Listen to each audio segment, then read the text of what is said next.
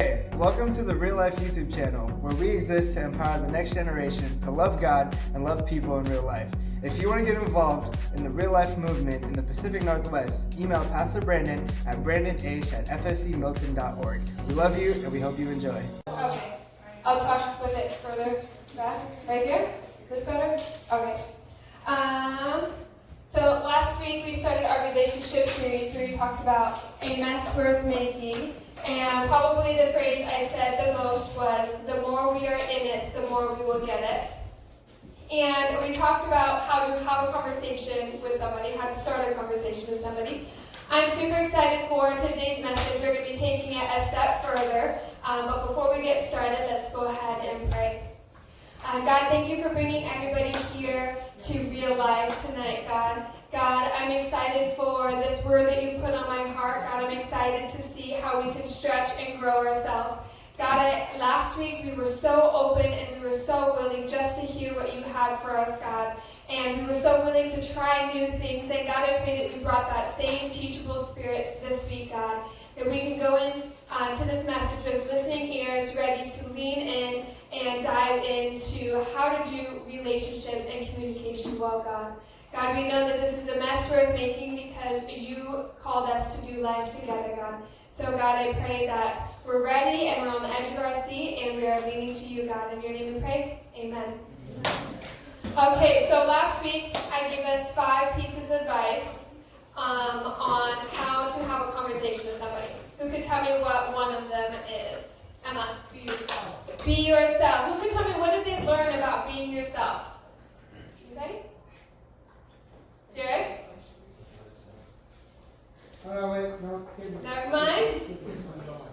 Like, people can tell really easily if you're fake. Yeah, people can tell if you're being fake with them. Okay, what was another piece of advice I gave? We don't listen Yes. to 5. Oh.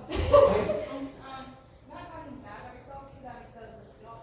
Yes, being confident, not talking poorly about yourself because it makes the other person feel kind of awkward. What was another one? Nick? Really listen to the person. Really listen to the person. Lean in and hear what they have to say. Another one? Factor? You ask about them and don't talk about yourself in the entire time. Ask questions. Learn more about them. Dive into getting to know who they are. Don't focus the conversation inward. Have it back and forth. Okay, the last one? Yes, read social cues. Know when it's time for the conversation to end and to walk away. Okay, so today we're going to dive in just a moment, and we're going to be bringing it to a new level. So we're going to be talking about how to communicate and how to resolve small conflicts between anybody you encounter. Family members, friendships, dating relationships, classmates, teachers, anybody that you already have a little bit of a relationship with, no matter how deep, how we deal with the small problems. And then next week we're going to dive into the big problems, the tough stuff, how we get through that. But before we get through that, I want us to really focus on, I want to take it step by step. I don't want to just assume that we all know how to be effective in our communication. And we're going to have those same 5 tips that we had last week for this week, and we're just going to dive further into each of them for how to communicate effectively, because relationships are a mess worth making, and it is messy until the more we're in it, the more we get it. It gets less messy. So the scripture we have is James 3, 3 through 12, and you read it in your small groups last week, but I really wanted to read it again during the message today, since that's the scripture we'll focus out of. So starting in verse 3, it says, "We can make a large horse go wherever we want by means of a small bit in its mouth, and a small rudder makes a huge ship turn wherever the pilot chooses to go. Even though the winds are strong, in the same way the tongue is a small thing that makes grand speeches. But a tiny spark can set a great forest on fire, and among all the parts of the body, the tongue is a flame of fire. It is a whole world of wickedness, corrupting your entire body. It can set your whole life on fire, for it is set on fire by hell itself. People can tame all kinds of animals, birds, reptiles, and fish, but no one can tame the tongue. It is restless and evil, full of deadly poison. Sometimes it praises our Lord and Father, and sometimes it curses those who have been made in the image of God. And so blessings and cursings come pouring out of the same mouth. Surely, my brothers and sisters, this is not right. Does a spirit of water bubble out with both fresh water and bitter water? Does a fig tree produce olives, or a grapevine produce figs? No, you can't draw fresh water from a salty spring. Who can tell me something that they took from those verses last week in small groups when you were talking about it, or something that stood out while we were reading it just now? Yes? That your words are very powerful. Yes, your words are very powerful. Anybody else? That is exactly the reason why I wanted to put this scripture in, is because our words are so powerful, and just as those verses were saying, we can use the same mouth to build people up as we can to destroy relationships and to bring people down. And so the only way we can really have effective relationships is if the words that are coming out of our mouth are also effective, which means our conversations and how we resolve conflict and how we talk and how we grow together needs to be effective also. Whatever you are not changing, you are choosing. And that has to do with your relationships and with your communication. Things that you're just going along with. It could even be said this: the things you are ignoring are the things you're choosing. You're choosing to keep those around. You're choosing to be content with those things.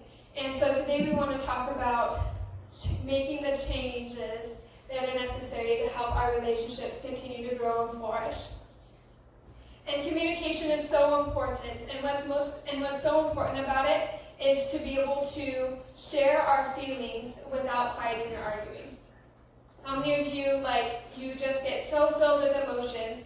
I know, especially with me, it's with my siblings, or even my parents growing up. I get so filled with emotion that I would just blow up everything that was on my mind, and then I would say stuff that I regretted, and I would say it, and I would hear it, and I'm like, I shouldn't say this, and I say it anyways, and then afterwards I'm like, that was really dumb, I should not have done that. I feel like we all probably have done that before. So today I really want us to talk about our feelings and how we can say them effectively without being taken over by them. We often feel like we can either speak the truth and lose that relationship, or we can stay silent and keep that relationship. We can speak up and lose that friend because we hurt their feelings, or we can stay silent and keep that friend.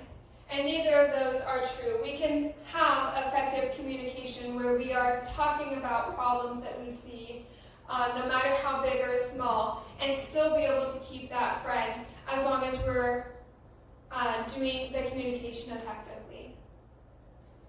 And always remember that your friends and your family are not mind readers.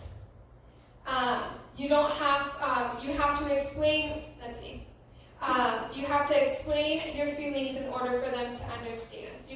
How many of you have ever thought or said, I shouldn't have to tell them this, right? But we're all human, we all forget things. I know it's sad, but the world does not revolve around you. The world does not revolve around me. Sometimes people make mistakes and they forget things that they know is important to you, and they just need to be reminded. Or they just can't read your facial expressions. And so just speak up about them, and instead of just being like, oh my goodness, they should just already know this. They should already know how to handle me when I act this way. They should already know how to respond to me when they say this or that. No relationship can prosper without communication, and you can't be the only one communicating. And so for the rest of this message, when we go over those 5 pieces of advice again, these pieces of advice work the best when you and the person you're communicating with are both in it to grow the relationship, are both in it to have a happy outcome. I can go into a conversation with these pieces of advice with somebody who maybe their emotions explode very easily. I could go into it with these tips, and it'll still help me, but the conversation will not be as effective unless both of us are willing to work on it and be fully committed into it. And one thing that I also want to say as we start this is often we see conflict and we think that means that relationship is weak, or that relationship is going to end or is going to die, and that's not true at all.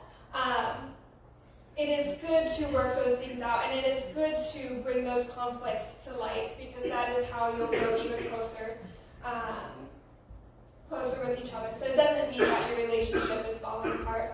So the first one was be yourself that we talked about last week. And as we go through these steps, I'm going to be talking about how we can work through not like big, huge problems like your best friend went and talked behind your back and told a biggest dark secret that you had, or somebody spread a really, really awful rumor about you at school, or you want to approach your parents because you think that they've been fighting too much with each other and you want them to have a healthy marriage. Or maybe you want to approach your parents because you think that they've been drinking too much and you want to share that with them. Or maybe you want to approach your parents about something that you're really struggling with and you don't know how to approach them. That's all, that really, really tough stuff is all stuff that we're going to be talking about next week. The stuff I'm talking about this week is more of the petty, small stuff that gets under our skin and bothers us. Gets on our nerves, and we often just let it go, but then it builds up and it builds up, and then we end up exploding over something that's minor. So who could give an example of something that they can think of that would be minor, but that would get under your skin? Pet peeve. A pet peeve, like what? Somebody if they always call you dumb, but you know they're playing this football. Okay, somebody making up a name for you, like dummy or something, and you know that they don't mean it, but they say it over and over again, and you really don't like it. Borrowing something without asking. Oh, that one's a good one. Borrowing something without asking. When parents give you lectures, you already know. Okay, when parents give you lectures, you already know. Maybe you've heard it 100 times. When someone messes with your sandals when you're wearing them. Okay, when somebody's messing with stuff that you're wearing. Somebody eating food you already had your name on it. Ooh, somebody eating your labeled food. These are all great examples of things that get under our skin, and if we're not careful, they can just destroy a relationship so quickly, because we can just let it just bother us so much that we just get so upset and so angry. So when we talk about be yourself, when you go into a conversation with somebody, when you're bringing up something that has been bothering you, or you're wanting to help grow the relationship and you're wanting to have a deeper conversation with them, make sure to be genuine. And a big one is to not lie, which we all think, okay, yeah, that's obvious. Part of something that goes under the category of not lying is not over-exaggerating. I know I can be guilty sometimes. I know when I was younger, especially when I was middle school and a little bit earlier, I don't know why, I would just over-exaggerate everything.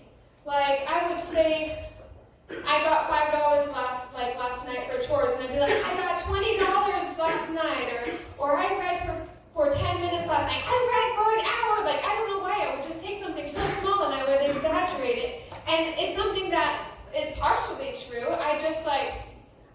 I don't know why I would do it, but it's so easy in the moment to take something, especially something like somebody taking your food from the fridge. They may have done that once, and then you go into the conversation and you say, you always take my food in the fridge, and then now it is turned into this big problem where the person is feeling like you're just pointing fingers and thinking that they're always doing something awful, when it may have only happened once or twice.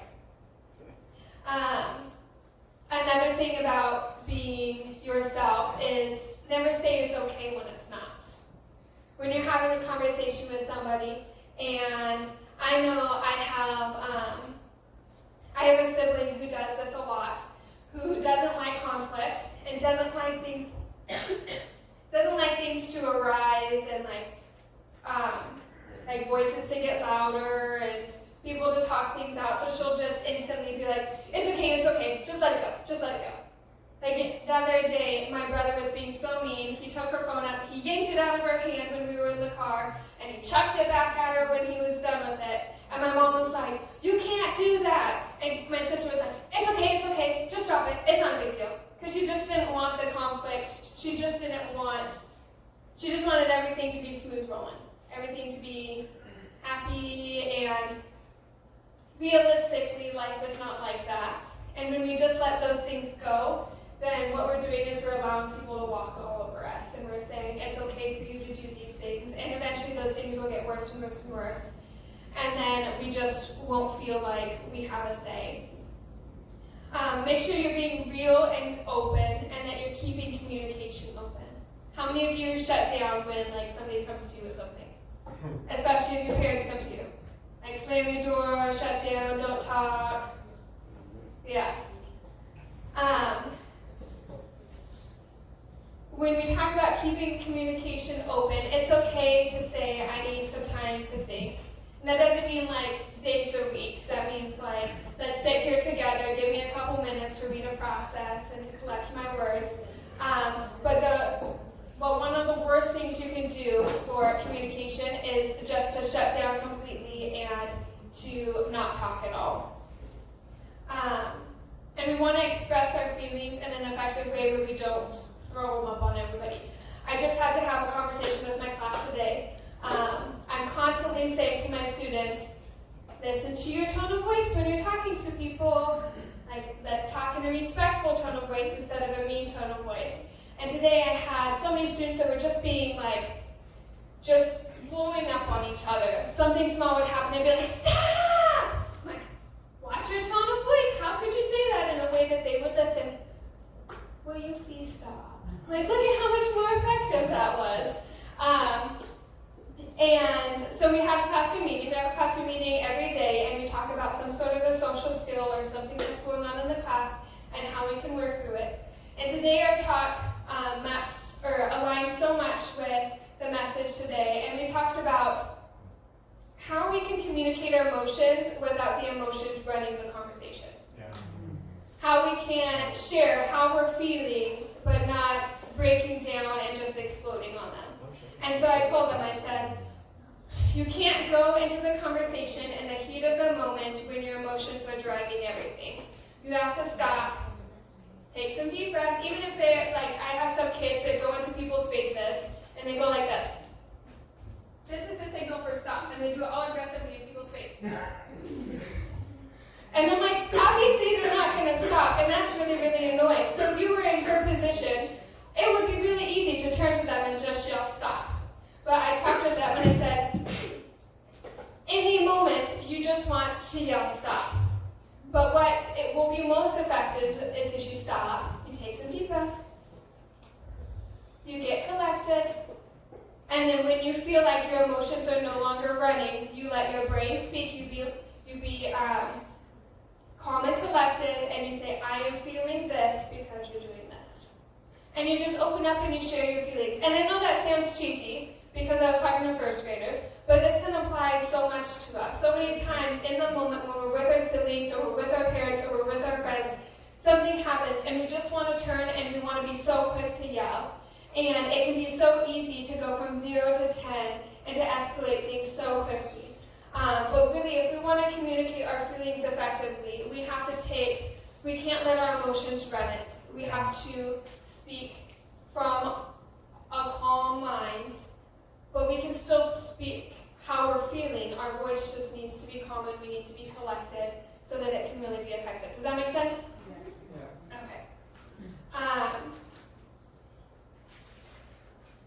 And then a huge thing is we're not in the conversation to win. It's not a game where you're trying to get the most points. We're in it to grow the relationship. No matter who it's with, we're in it to grow it. And when I talk about letting emotions explode, backing up a little bit, one thing that I was thinking about today is sometimes it could be with somebody that we really don't care if we explode on them. It could be somebody in our class that we're like, oh, I only have this class with them once this semester and then I'll never have class with them again. It doesn't matter if I explode on them because they're tapping their pencil on the desk and it's driving me crazy. But then we have to think, that reputation of us exploding, because it probably happened in front of other people, and if not, they're probably talking about it with other people, carries with you, and now your friends are going to hear about it, and they're going to think, oh no, my friend's going to explode on me if I'm doing something that's bothering them. And it just doesn't bring a Christ-like image that follows us about how we communicate with other people. And so number 2 is really listen to the person.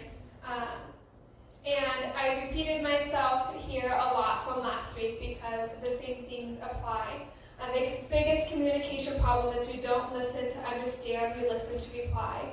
And that's huge in conflict because we can be so quick to want to defend our case that we're talking up a whole scenario in our head of what we want to say before they even finish saying, we're really not listening to them. Yeah. And when we're having conflict with somebody, no matter how small it is, we really need to listen to them, and we need to listen to their feelings, and we need to be willing to accept how they feel and to say, okay, like I get it, I'm tracking you, I understand this made you feel this way, like that wasn't my intention at all, but we need to really, really be listening, because otherwise we're expecting them to listen to us, but we're not caring at all how they're listening, and that's not, the relationship isn't going both ways, and then the relationship's not going to grow. Wow. You really need to take in what the other person is saying, and really be aware of their feelings, and don't mind read. If they haven't expressed how they're feeling, if they haven't verbally said, I'm feeling really sad, or I'm feeling really overwhelmed that you just brought this up to me, or maybe they're coming to you and they're explaining or expressing, I felt really upset when you did this. But if they don't clearly state how they're feeling, don't just assume based off of how their face looks, or if they're fidgeting, or if they're really paying attention to the conversation. Ask them, say, how are you feeling? I don't know how many times that Brandon and I will be in a little bicker and we'll be talking, and I'll just say, I talk a lot in conflict. I just jabber on and on and on and on and on, and it drives me crazy. And he shuts down. He doesn't say anything. And so the only way that we can be effective is if I ask him, how are you feeling right now? What is going through your mind? Because if I just look at his face, I think he's mad, he's ignoring me, he's not listening, he's not taking anything in. When really he is. He's taking everything he's taking everything in that I'm saying. He is just processing it still. And so we can be so quick to assume somebody's feelings and be completely wrong. And then the conversation and the relationship just spiral down. The third one is be confident. And with this one, I really want to focus on if you have a problem and you want to approach somebody. I know a lot of us probably may be passive aggressive and don't want to deal with conflict or don't want to bring conflict up, and we just, like my sister, we just want an easy go. We say, it's okay, just let it go. But when there's something that's really, really bothering us, then we need to be confident when we go into that conversation. And one way that I'm confident, it may work for you, it may not, but one way that helps me be confident going into a conversation that I really, really want to have is I play it through my mind. And obviously it's not going to go exactly as I planned in my mind when I go and talk to them. But I think about when is a good time that I can tell them. Maybe my mom's taking me to school in the morning, so I'm going to talk to my mom then. And maybe I want to talk to her about, she's just been really short with me. Feel like she's snapping at me all the time, and I know she's stressed out, but I just want to let her know that it's hurting my feelings, or that I feel like I can't talk with her. Okay, so let's say that that's the issue. I'm playing out in my mind, okay, I'm going to talk to her on the way to school. I'm not going to wait till she pulls into the school and then be like, oh, it's too late. I'm going to be on top of it. I'm going to start it. I see people making faces because I know that that's them. And know what you want to talk to them about. Know why you want to talk to them, what you want to say, and how you're going to lead into it. So have a segue already in your mind. Okay, we're in the car. I want to talk to my mom. So I'm thinking, how am I going to start the conversation? Maybe I'm just going to open up and say, Mom, is it okay if I share something with you real quick? And then there's my segue. And then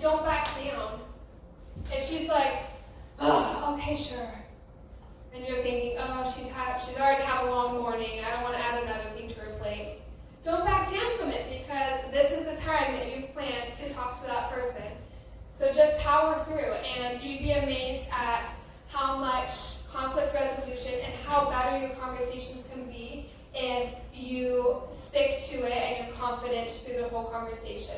If you start the conversation and then you say, it's okay, never mind, it's not that big of a deal. Well, it really is a big deal. Otherwise, you wouldn't have brought it up in the first place. And so work through it. And it may not necessarily, these things may not, especially when we get to the bigger conflicts, it may not resolve like right then in that moment. But at least you planted the seed and started to water it. And you can come back to it later and water it some more and water it some more until it's turned into a beautiful flower that you and that person, whether it's your mom or whoever, have this great connection and this great, just this great growth in your relationship. And so the fourth one is ask clarifying questions, or ask appropriate questions. And this is really about just making sure you are on the same page. So ask those clarifying questions. Even last night, Brandon and I, we were talking about cars. I hate car troubles. I hate cars in the first place. I hate driving. I just know that I need something to get me from point A to point B. And I've been driving the same car that I've been driving since I was 16. And it's like, honestly, the brakes are awful. I think I'm about to die every time I drive it. Like, nope, not joking you. I had the conversation with Brandon the other day. I was like, what happens when my brakes just give out and I'm going down Milton Way right here and there's a bunch of traffic? Like, I either can go off and go off of a cliff into somebody's backyard, or I can rear end somebody. This is an honest conversation. I'm like, my car's scary, okay? I need new tires. And so last night we were talking and I was like, my car's not worth all the money that needs to go into it. And so we had a conversation about what our plan is, if we plan on selling it, if we plan on putting the money into it. It's lasted us quite a while. It's been a great car, but there's just a lot of work that needs to be done. And we talked through it. Before we left the conversation, at the very end, I said, okay, so let me just make sure we are on the same page. And I summarized the entire thing. And then Brandon asked any questions he had, like, oh, but what about this that we talked about? And I was like, oh, yes, I forgot about that. And then I summarized it again. And I said, okay, so this is what I'm getting out of this. Our plan was we're going to talk to Brandon's parents about the car, and then we're going to go from there, and then we're going to decide if we're going to buy a car. Okay, so now we are both on the same page leaving the conversation. If we end the conversation and I assume that Brandon understands what the plan is, then in a week when the plan hasn't progressed because he was supposed to call somebody, then I'm going to be upset with him, right? But if we clarify at the end of the conversation, I could come up to him and I could say, how come you haven't talked to your parents yet? And he'd be like, I didn't know that I was supposed to talk to my parents. But because we asked clarifying questions and we got on the same page before we left, then we understood what the next steps were. And that could be so simple with somebody taking your food out of the fridge. Like you end the conversation and you say, okay, so from here on out, you're not going to take my food out of the fridge anymore, right? And then they can say yes, and you can say, okay, like what are you going to do next time you see my food in the fridge and you really, really want it?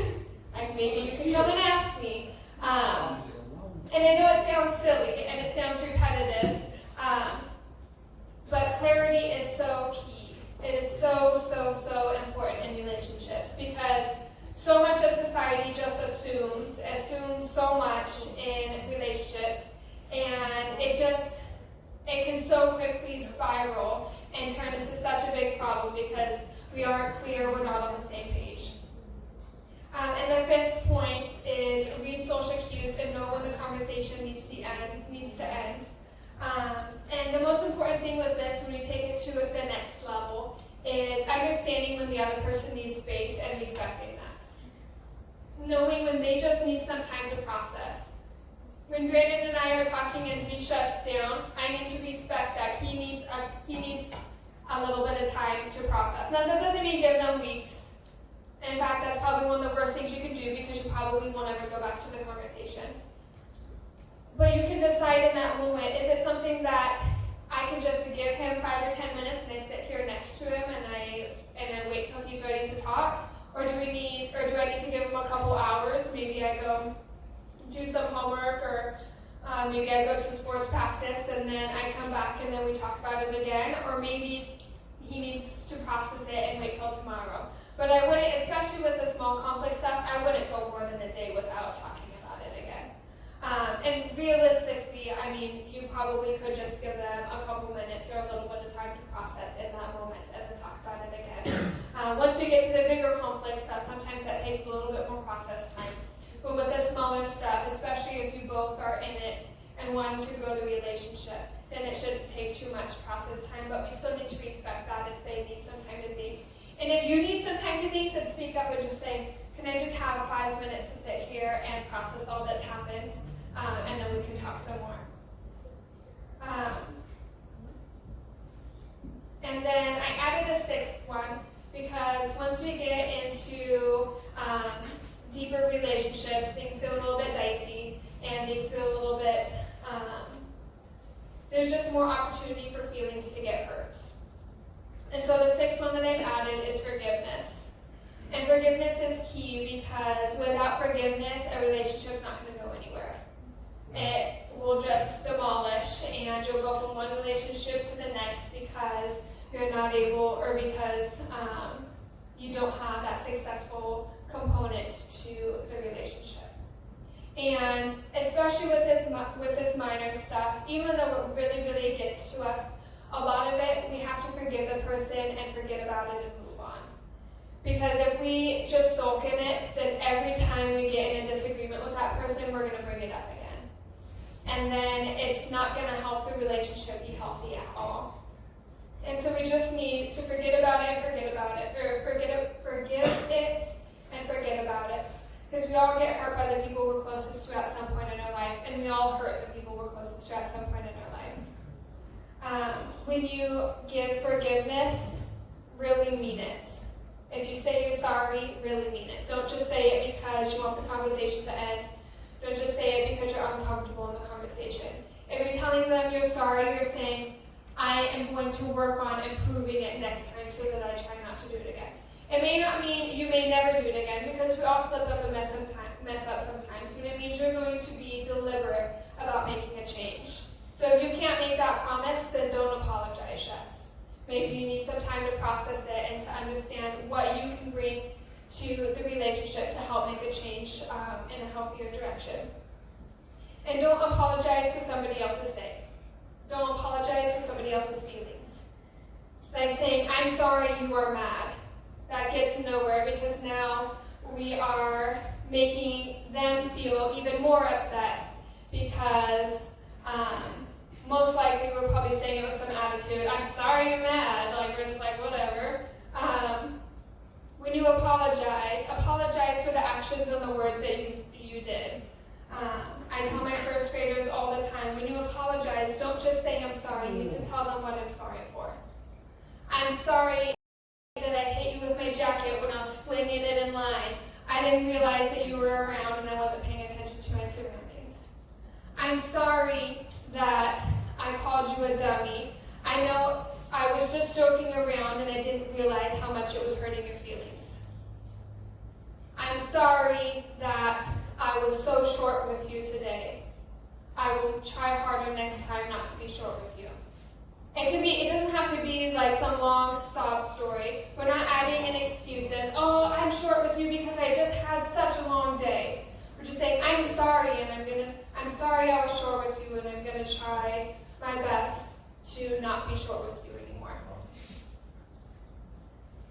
And then if you've done something wrong, if you've hurt the person that you're talking with, then ask for forgiveness. You can't just assume that they forgive you, because they may still be holding on to it. If you say, are you willing to forgive me for this? And when you ask for forgiveness, then be willing to make that change and to do your best to not have that happen again. And with all of this, all of these 6 points, really what I want to encourage you with is to face the conflict and to face the fight and to not be afraid of it. Because if you just let God work in your relationship and you work it out with the people around you on just the small stuff, then you'd be amazed at how deep-rooted you and that friend or you and that relationship can be, and how much closer you can go together. And dealing with these smaller things is just one step closer to having the confidence and being able to deal with the bigger stuff. And we all have big things that we want, big conversations that we want to have, conflict, communication, things that we need to talk to other people on, or things that we want to talk to other people on. And often we're so scared to do that because we don't want to hurt the other person's feelings, or we're afraid of what's going to come.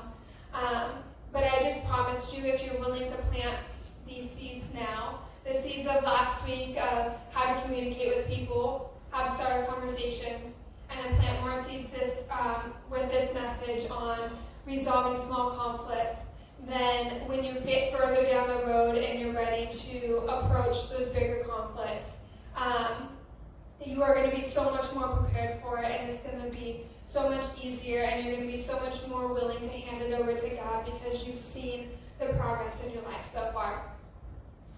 We're going to go ahead and pray out, and then were you going to come up and do offering? Oh, just in the small groups or something? At the door. Oh, okay. God, thank you for putting this message on my heart. God, I know that this message was not as interactive as the message was last week, but God, I pray that it was still impactful and that we all still were able to take something away from this, God.